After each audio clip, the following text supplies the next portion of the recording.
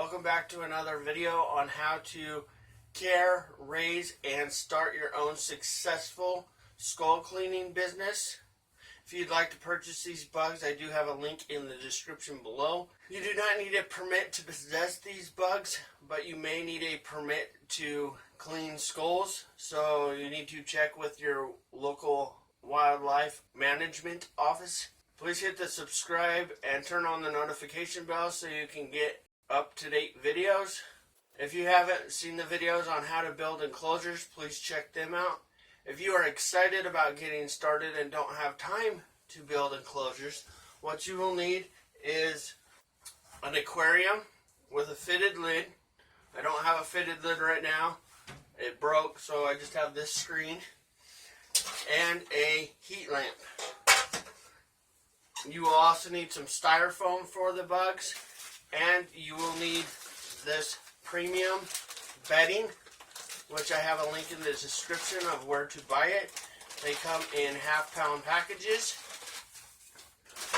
Okay, so the first thing we want to do, we're just using water, no chemicals, because we don't want to pass that into our bugs and kill our colony. We're just going to take a wet paper towel and wipe the cage down to get any oils or metal that was left in our cage from when we cut the holes and stuff. Just in case there's like refrigerant oil or something in there from putting the holes in. So now all we are going to do, add the bedding. We want about 2 inches covering the bottom. We're not going to worry about putting bedding on the shelf of the freezer because they're not going to get up there. This shelf over here is a great addition for when you need to pull your skulls out. You can just set them up there and then the bugs will travel off and then return back to the colony. So that's another great feature about using a chest freezer.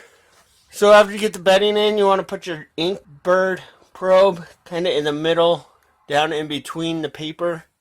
Not touching the bottom, but not sitting on top. Now what we want to do is take a piece of styrofoam. We're going to just set it in the corner here.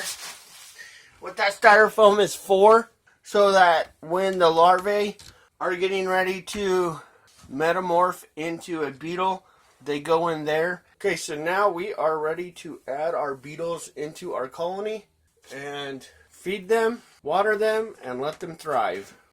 So now they are in their enclosure and ready to go.